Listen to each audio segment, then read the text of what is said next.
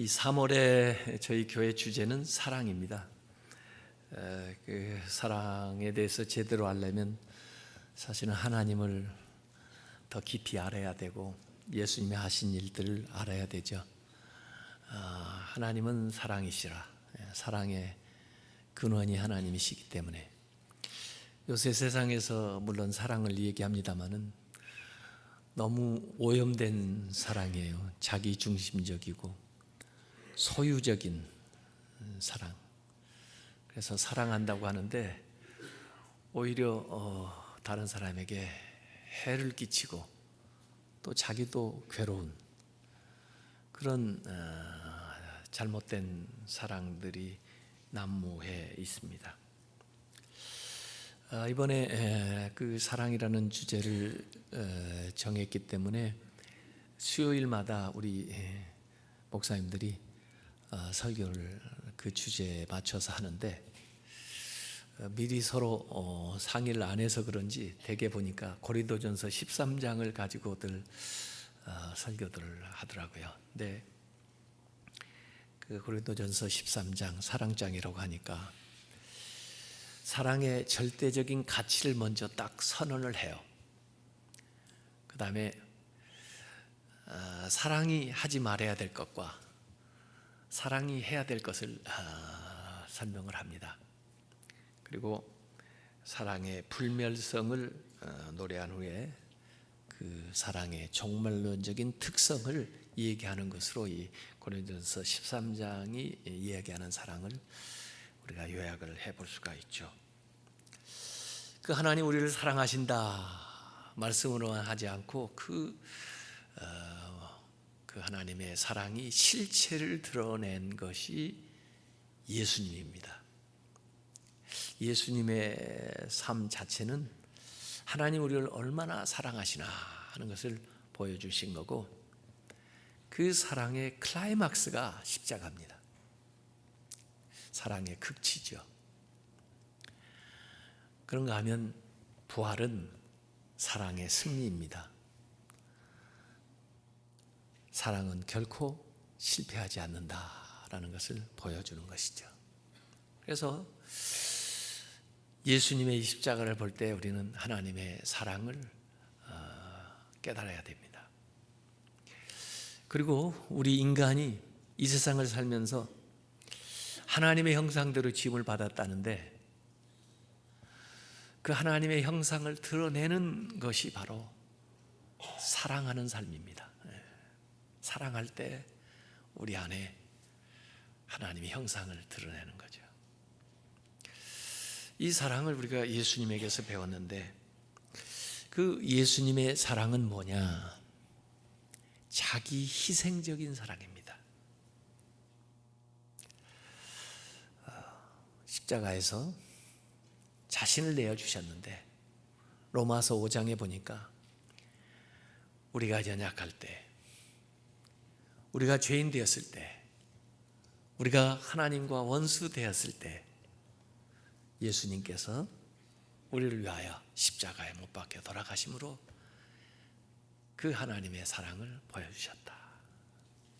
그걸 우리가 이번 기회에 특별히 경험을 하는 겁니다. 그래서 예수님의 삶을 어느 단면을 봐도 사랑을 엿볼 수가 있고 예수님의 어느 말씀을 붙들어도 사랑을 느낄 수가 있어요.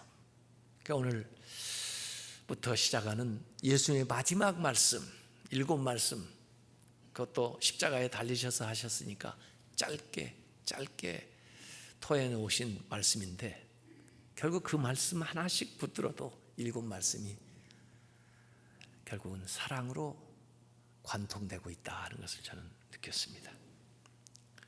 첫 번째 하셨던 말씀은 사랑의 기도였고 두 번째 하신 말씀은 사랑의 실천이었고 오늘 나누려고 하는 말씀은 세 번째 하신 말씀이었는데 이것은 사랑의 신뢰였고 사랑의 아픔, 사랑의 갈망, 사랑의 승리, 사랑의 완성 이런 식으로 예수님의 7 말씀을 다 우리가 살펴볼 수가 있어요.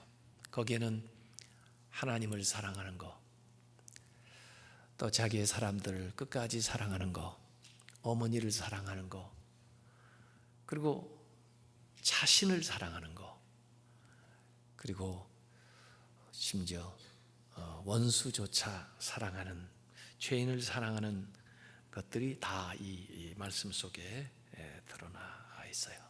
그래서 그걸 이번에 한번 보기를 원하는 겁니다. 그 다음에 여러분은 오늘도 지금 장례를 마치고 예배에 참여하신 가정도 있습니다만은 직접 임종을 옆에서 지켜보신 적이 있으십니까? 저는 제 아버지 임종을 지켜보질 못했습니다. 왜냐하면 제가 미국에서 유학할 때 아버지가 돌아가셨거든요. 직접 그 자리에서 임종을 지켜보지 못하니까 사실은 그 죽음이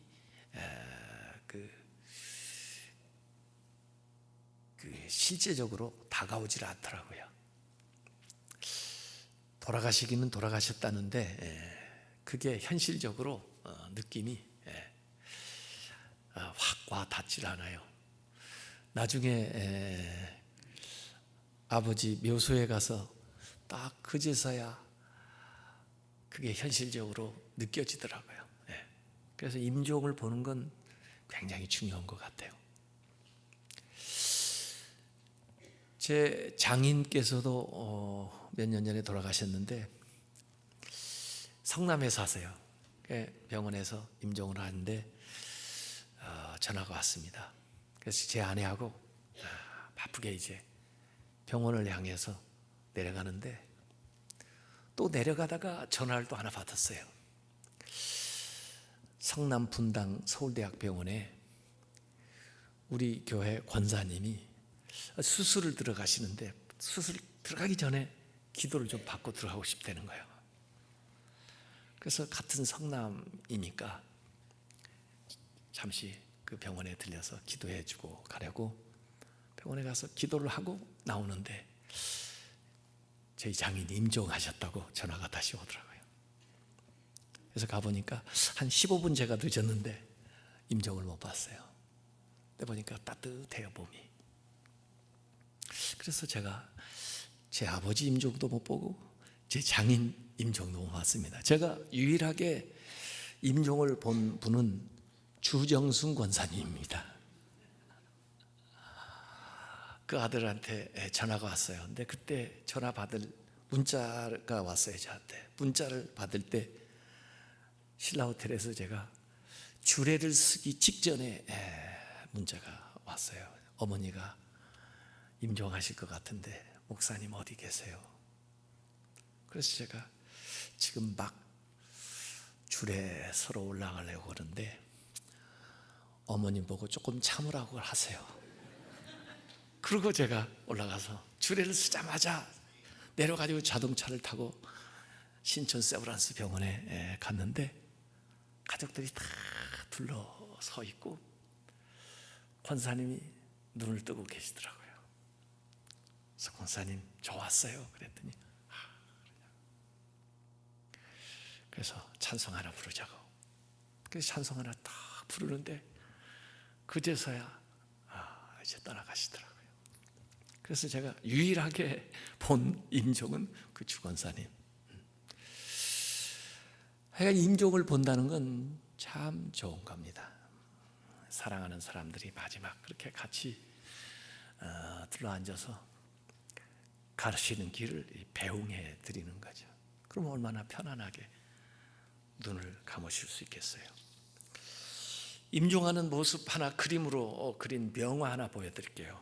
이 자크 루이 데비드라고 하는 사람이 그린 그림인데 저는 뉴욕에 가끔 가는데 뉴욕에 가면 박물관에 주로 항상 갑니다. 왜냐하면 너무 좋은 작품이 많은데 갈 때마다 새로워요. 거기 메트로폴리탄 뮤지엄에 가보면 이 소크라테스의 죽음이라는 작품이 있습니다. 침상 가운데 있는 분이 그 소크라테스예요. 한 손에는 독배를 들고 또 한 손은 하늘을 가리키는 거죠. 이분은 모함을 받아가지고 청년들을 선동하고 신을 못 오겠다 그래가지고 참 억울하게 죽는데도 불구하고 악법도 법이다 그러면서 독배를 받은 분인데, 그래서 아마 하늘을 가리키면서 이분은 영혼 불멸에 대한 그런 사상을 가지고 있었던 사람이니까. 그 침상 앞에 앉아서 이렇게 고개를 숙이고 있는 사람이 플라톤입니다. 원래 이 소크라테스 죽을 때 플라톤 나이는 한 20대였을 텐데 아주 늙은 노인처럼 그렇게 그려놨어요. 아마 플라톤이 철학의 거장이니까 중후하게 그리느라고 그렇게 그려놓은 것 같아요. 소크라테스 앞에 앉아가지고 뭔가 얘기하면서 말을 듣고 있는 사람이 소크라테스의 아주 친한 친구 크리톤입니다. 이 크리톤은 굉장히 부자여서 얼마든지 돈을 내고도 소크라테스를 보석금을 내고 꺼낼 수도 있는 사람이고, 또 실제로 도망가라고 자기가 다 준비해놨다고 그렇게까지 얘기한 사람인데 소크라테스가 거부했죠. 근데 그 친구에게 마지막 소크라테스가 남긴 유언을 플라톤이 파이돈에 기록을 해놨는데 이런 말을 남겼다고 합니다. 오 크리톤, 아스클레피오스에게 닭 한 마리를 내가 빚졌네. 내 이름으로 꼭 갚아주게. 잊어버리지 말고. 좀 희극 같잖아요. 닭 한 마리 갚아달라. 사람들이 이렇게 재밌게 얘기하지만 이 원래 아스클레피오스가 누구냐? 의학의 신이에요. 의학. 그래서 아마 다른 의미가 틀림없이 담겨 있을 것이다 이런 생각을 하게 되죠. 자, 여러분들은 어떤 임종을 보셨습니까? 여러분 부모는 여러분에게 무엇이라고 유언을 남기셨습니까? 아니, 여러분이 마지막을 맞이한다면 자녀들에게, 사랑하는 사람에게 무엇이라 얘기하시고 가시겠습니까? 말씀, 이 질문이 이번 주제에 오늘뿐 아니라 일주일 내내 우리가 생각해 봐야 되는 거예요. 오늘 예수님 곁에 둘러 있었던, 십자가에 매달려 있는 거지만은 마지막 순간을 지켜본 5사람의, 물론 그 외에도 뭐 구경꾼이나 병사나 뭐 다른 사람들 많이 있었겠지만 예수님을 끝까지 사랑한, 끝까지 함께 했던 사람들의 명단이 나와 있습니다.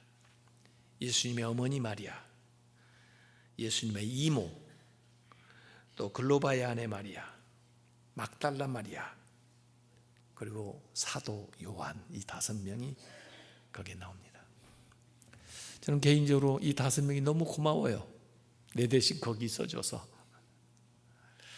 예수님 가실 때 외롭지 않게 함께 해주셔서 고맙습니다. 그렇게 하고 싶어요. 이분들이 예수님의 고난에 동참했고 또 그것을 동행을 했고 또 공감을 했던 사람들입니다.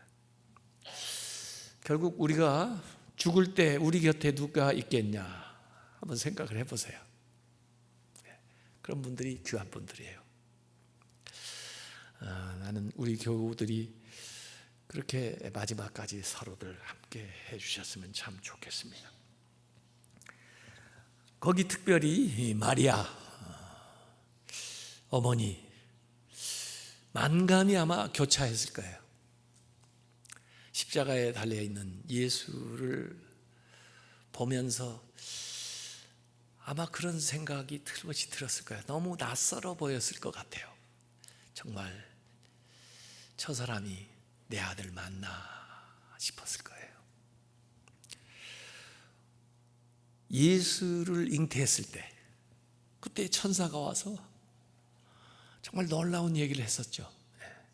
정말 인간적으로 있을 수 없는 그런 처녀의 몸으로서 아이를 잉태하게 되는, 그러면서 하나님의 뜻이라, 하나님께 불가능한 것이 있겠냐, 그런 말을 천사한테 들은 적이 있습니다.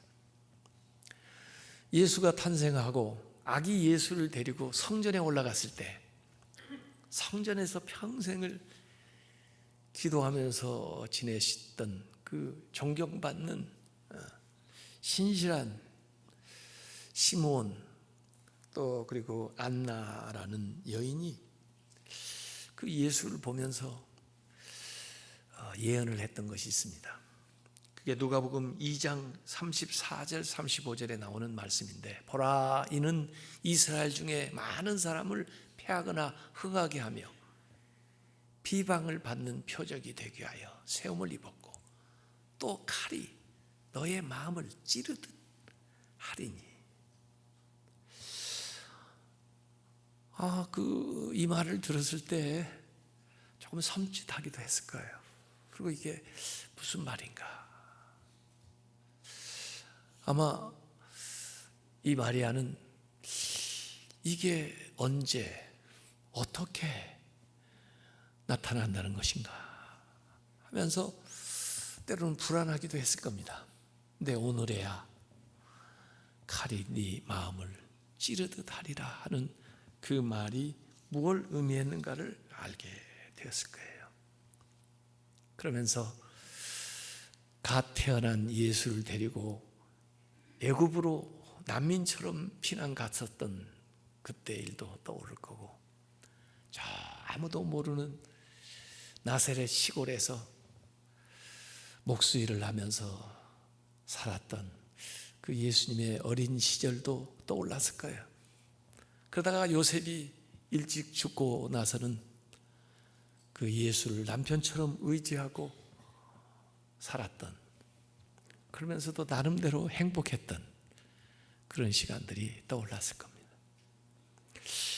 어느 날 갑자기 집을 나가더니 갈릴리에서, 예루살렘에서 정말 놀라운 일을 행했다고, 많은 사람들이 예수가 가는 곳마다 따라다닌다고, 기적을 행한다고 그런저런 이야기를 들었는데, 결국 오늘 자기 눈앞에서 이렇게 십자가에 매달려 죽어가는 예수를 보고 있는 거예요, 이 마리아는요.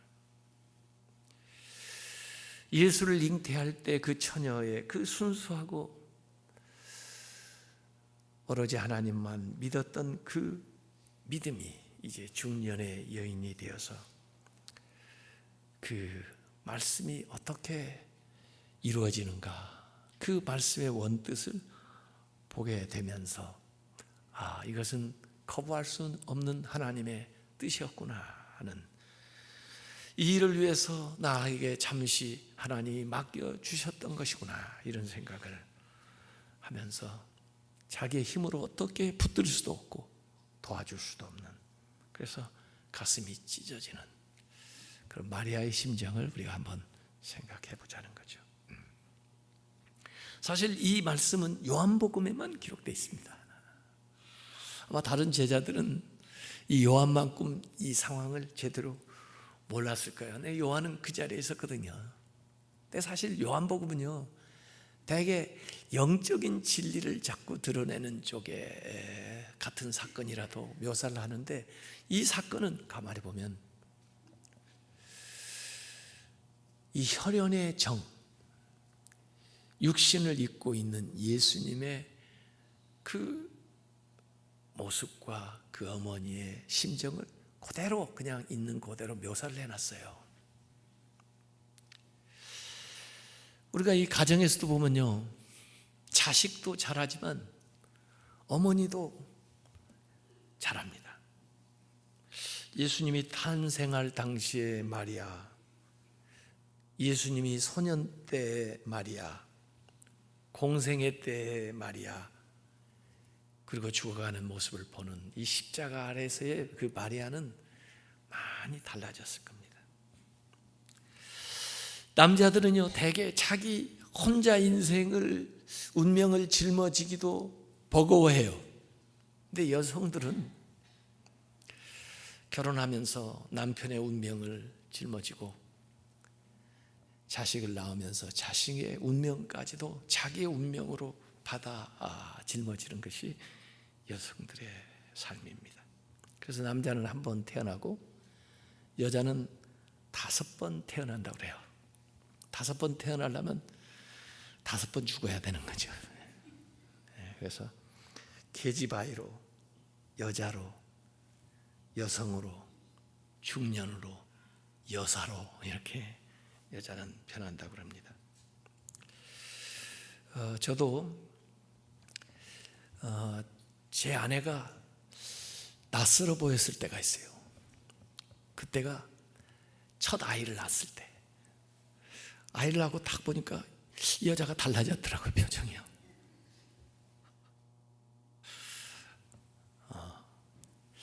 제 딸아이가 달라져 보일 때가 있어요. 그 아이를 낳고 품에 품었을 때 얘가 내 딸 맞나 싶을 정도예요. 자기 인생에 더 소중한 사람이 생긴 거예요. 네. 그렇게 하면서 사람은 변하고 자라게 되는 겁니다. 그래서 아이를 낳아본 적 없는 남자들은 늦게 철이 들고 아이를 낳은 여인들은 그래서 달라지는 거죠. 우리 인생에서 가장 큰 시험이 뭘까? 뭐라고 생각하세요? 저는 가족이라고 생각합니다. 가족이 가장 큰 시험이다. 제가 결혼할 때 고민했어요. 난 하나님 앞에 부름을 받아서 주의 종이 되는데 결혼해가지고 과연 내 아내를 제대로 책임질 수 있을까? 고민했어요, 진짜로. 제 아들 낳을 때 고민했습니다. 내가 주를 위해서 산다고 이 길에 들어섰는데 이 자식을 제대로 돌보면서 키울 수 있을까? 정말 주를 위해서 산다고 그랬으면 결혼도 안 하고 자식도 낳지 않고 혼자 살아야 되는 거 아닌가? 왜? 어느 때 시험거리가 될 수 있을 것 같아요. 그래서 자식 때문에, 가족 때문에. 그래도 다행히 자식들이 이렇게 커서 장성해가지고 이제 떠나게 되니까 조금 안심이 돼요. 이제는 그 유혹으로부터, 시험으로부터 조금씩 자유로워질 것 같고, 심지어 이제는 죽어도 애들에게 큰 짐이 되지 않을 것 같은 그런 생각이 들어지는 거죠. 가족은 가장 큰 유혹입니다. 우리 삶에 있어서 가장 사랑하는 대상이기 때문에 가장 큰 유혹으로 다가오는 거예요. 그래서 니코스 카잔차키스라는 사람이 쓴 소설 그리스도의 최후의 유혹, 영화화 되기도 했습니다만은 그 영화를 보면은 예수님이 십자가에 매달려 있는 그 순간에 사탄이 유혹을 하는 거죠. 그래서 순간적으로 예수님도 환영을 보는 거예요. 여기서 내려가 막달라 마리아하고 결혼해서 저 시골에서 평범한 인생을 살면 어떻게 되겠나. 그게 마지막 유혹이죠. 그 유혹을 떨쳤다, 이제 그런 거죠. 나는 사명 때문에 죽는다지만은 나 없이 우리 어머니는 어떻게 사나, 이런 생각을 틀림없이 하셨을 겁니다. 오늘 이 기사가, 저는 원래는 이걸 따로 보았는데요, 오늘 이 대목을 앞에까지 전부 읽었는데 이번에 다르게 보게 됐어요. 예수님이요, 십자가에 못 박혀 돌아가실 때 군인들이 예수님의 옷을 다 빨개 벗겼는데, 우선 겉옷은 찢어가지고 4조각으로 나눠가지고 서로 나눠 가졌어요. 한 조각씩. 그리고는 속옷을 보니까 통으로 짠 건데, 위로부터 아래로 쫙 짠 건데, 그 병사들이 보기에도 너무나 아름답게 잘 짜여진 속옷이에요. 아마 겉옷보다 더 좋은 속옷이에요. 그걸 입고 있어요. 그래서 그걸 찢기가 너무 아까워서 이들이 이건 찢지 말고 우리 제비뽑기 해가지고 한 사람이 통으로 다 갖자, 이 얘기를 할 때 그걸 예수님이 보고 있다가 시선이 마리아에게 간 겁니다. 그리고는 여자여 보소서 아들이니이다 하는 이 세 번째 예수님의 말씀이 나온 거죠. 아니, 그 속옷과 이 어머니가 무슨 연관이 있나, 이걸 제가 찾아보는 거예요. 왜냐하면 왜 이 시츄에이션에서 이 말씀이 나오나. 그래서 찾아보니까 이 통으로 짠 속옷이 바로 그 마리아가 지어준 옷이에요. 아마 고향에서 떠날 때 어머니가 몇 날 며칠을 정성을 다해서 그 속옷을 기워가지고 아들에게 입으라고 하면서 어디 좋은 자리에 나갈 때 입으라 그랬을 거고, 내가 딸들을 위해서 기도할 테니까 항상 건강하게, 항상 안전하게 잘 지내라고 하면서 아마 그 옷을 줬던 것 같아요. 그러니까 예수님 밖으로는 남루하게 보였는데 특별한 속옷을 입고 계셨던 거예요. 병사들이 볼 때도 야, 이거 그냥 찢어가지고는 안 되겠다 할 만큼 좋은 속옷, 그걸 그들이 제비뽑아 나누려고 할 때 그걸 지어준 어머니를 향해서 예수님이 고개를 돌리고 여자여 보소서 아들입니다 이렇게 말씀을 한 거죠. 여자여, 이 말은 가장 귀한 여인이시여 보소서 아들입니다. 자기를 보라는 게 아니에요. 그 자리에 예수님이 고갯짓을 하면서 아마 요한을 가리켰을 거예요. 그래서 어머니에게서 시선을 요한에게로, 그리고 요한에게서 내 어머니다 하고 마리아에게로, 이렇게 예수님이 고갯짓을 하시면서 말하는 내용이 바로 이 대목입니다. 이 십자가에 달린 예수를 통해서 피 한 방울 섞이지 않은 마리아가 요한의 어머니가 되고, 피 한 방울 섞이지 않는 요한이 마리아의 아들이 되는 거예요. 이것이 십자가의 사랑입니다. 이게 십자가의 신비예요. 어떤 분들은 예수님의 형제가 있었는데 하도 믿음이 없으니까 못 믿어워서 어머니를 요한한테 부탁을 했다, 또는 예수님의 형제들이 그 자리에 없어서 마리아를 요한에게 부탁했다, 그렇게 얘기하는 사람이 있지만 저는 더 깊은 의미가 있다고 봅니다. 그 깊은 의미는 십자가를 통해서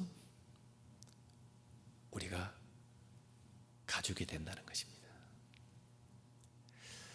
영적인 가족이 된다는 것입니다. 사실은 십자가는 바로 우리를 가족이 되게 한다는 거예요. 피 한 방울 섞이지 않아도 가장 친밀한 가족으로 만들어주는데, 예수님을 통해서 우리는 어머니가 되고 아들이 된다는 거예요.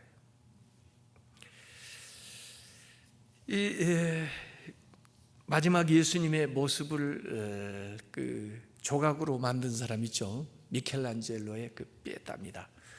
그 로마에 가면 바티칸 그 베드로 성당에 가보면 이 피에타 조각상이 있어요. 그 여인, 이 무릎에 예수님을 이렇게 눕혀놓고 있는데 그 굉장히 젊은 여인으로 묘사를 해놓고 그 얼굴 표정이 너무나 슬픔을 가득 안고 있는데도 불구하고 그렇게 아름답게 해놨어요. 이게 미켈란젤로가 25살에 조각한 그의 첫 번째 작품입니다. 이 작품을 통해서 미켈란젤로는 조각가의 아주 최대 명성을 얻게 된 작품인데, 이 마리아의 그 어깨띠에 미켈란젤로 이름을 새겨놨어요. 뭐 작가들이 다 작품에다 자기 이름을 새기는 건 뭐 당연한 일인데, 그러나 그 후에 미켈란젤로가 생각을 했습니다. 아니, 내가 이렇게 영광을 받아도 되나? 내가 왜 거기에다가 이름을 새겼지? 그래서 그 이후로는 자기 작품에 이름을 새기지 않았어요. 그래서 유일하게 미켈란젤로의 이름이 새겨 있는 작품이 이 작품입니다. 25살에만. 근데 이 미켈란젤로가 마지막 죽기 전에, 그분도 장수한 분인데 마지막 작품을 만들다가 죽었는데, 그 작품이 또 피에타예요. 피에타는 슬픔이잖아요. 그 론다니니 피에타라고 밀라노에 가면 있어요. 아마 작년에 제가 그 피에타는 여러분에게 보여준 기억이 납니다. 미완성 작품인데, 그건 바로 십자가에서 예수님을 내려서 부축하는 모습인데, 어떻게 보면은 그 예수님이 마리아를 업고 있는 모습처럼 그렇게 조각을 해놓은 그런 작품이죠. 그래서 미켈란젤로는 자기 작품의 제일 처음 작품, 걸작품을 이 피에타로 조각하고 자기 작품의 마지막을 피에타로 해놨는데, 그 마지막 작품은 굉장히 거칠어요. 그래서 그런 투박한 또 슬픔을 느끼게 하는 그런 작품이죠. 새로운 관계의 시작이라는 거. 예수님이 이런 말씀을 생애에 하신 적이 있어요. 마가복음 3장 32절에서 35절에 보면은, 보소서, 당신의 어머니와 동생들과 누이들이 밖에서 예수님을 찾는다, 이렇게 얘기하니까 대답하시되, 누가 내 어머니이며 동생들이냐 하시고, 둘러앉은 사람들을 쭉 보시면서 내 어머니와 내 동생들을 보라. 누구든지 하나님의 뜻대로 행하는 자가 내 형제요 자매요 어머니다. 하나님의 뜻대로 행하는 사람들이 주 안에서 다 가족이 된다. 요걸 아마 마지막 십자가에서 실제로 우리에게 보여주신 모습이다. 그래서 그때부터 이 제자가 즉각적으로 순종을 했는데 집에 모셨다는 거예요. 예수님의 형제들이 있는데도 불구하고, 다른 제자들이 있었음에도 불구하고 예수의 말씀을 직접 받들어서 그가 순종했다는 것이 이제 성경에 기록이 되어 있습니다. 제가 장례식에 갈 때마다 항상 하는 말이 있어요. 부모님 참 훌륭하게 사셨는데, 아버님, 어머님, 그 남기신 유언, 또 남기신 일, 또 못다 하신 하고 싶은 것들이 있으셨을 텐데, 그 남은 몫을 우리 가족들이 해야 됩니다. 그것이 진짜 가신 분을 제대로 추모하는 겁니다. 그렇게, 그래서 가신 분 몫까지 더 행복하게 잘 사세요, 이런 얘기하는데, 예수님 몫을 사는 거죠. 우선 어머니를 돌보는 일부터 시작해서 예수님이 남기신 일을 하는 거, 그것이 진짜 예수님의 제자죠. 그래서 실제로 이 요한은요, 제일 오랫동안 살아남은 제자예요. 아마 어려운 일 당할 때마다 제자들이 그 요한 보고 어머니 모시고 빨리 피하라고 그랬다고 그래요. 그래서 그 김성일이 쓴 제국과 천국이라는 소설에 보면 어머니를 모시고 항상 어려운 것에서 먼저 피하다 보니까 다른 제자는 다 순교했어도 요한은 끝까지 어머니를 모시느라고 예루살렘, 안디옥, 결국 예배소에서 어머니를 모셨는데, 예배소에 가면요, 그 마리아가 같이 살았다는 집터가 있어요. 그 내부에도 잘 장식이 되어 있는데, 그 안에 가보면 교황이 여기 방문해 가지고 이 터가 맞다 해가지고 공인해 놓은 그 동판도 거기에 있습니다. 그래서 마리아가 임종할 때 요셉은 60세, 그 후에 이 요한복음을 기록을 했죠. 그리고 나중에 그가 100세가 되어서 임종을 했는데, 이 예수님의 어머니 마리아를 자기 어머니처럼 끝까지 모신 그런 사람입니다. 우리가 교회 한 가족을 이루는데 앞으로 참 가족들이 너무 흩어져서 살고요, 또 자녀를 얼마 두지 않고 또 혼자 늙어가는 사람도 있고, 그렇기 때문에 우리가 서로 가족이 돼야 돼요. 그리고 나라에서는 어느 정도 이제 사회보장제도가 돼서 사회적인 효, 복지, 물질로는 효를 해줄 수 있어도 실제 우리는 물질만 가지고 사는 게 아니에요. 정서적인 효가 있어야 돼요. 그걸 가족들에게서 이렇게 지원을 받곤 하는데, 사실 교회가 앞으로 그걸 해야 되는 거죠. 그렇게 해서 더불어 살아가는, 그래서 부모 공경 사상이 노인 공경 사상으로까지 나아가야 돼요. 요새 세상이 너무 험해져 가지고 자기 부모도 제대로 못 알아보고 다른 나이 든 사람들 제대로 그렇게 존중하지 않는 그런 아주 그냥 예의도 범절도 없는 그런 사회가 막 되어가요 지금요. 그런 세상 속에서 우리가 주 안에서 또 부모로 자녀로 산다는 게 얼마나 귀한 건가. 심순덕이라는 분이 이런 시를 썼습니다. 엄마는 그래도 되는 줄 알았습니다. 제가 그 시 하나 읽어드리고 마치겠습니다. 엄마는 그래도 되는 줄 알았습니다.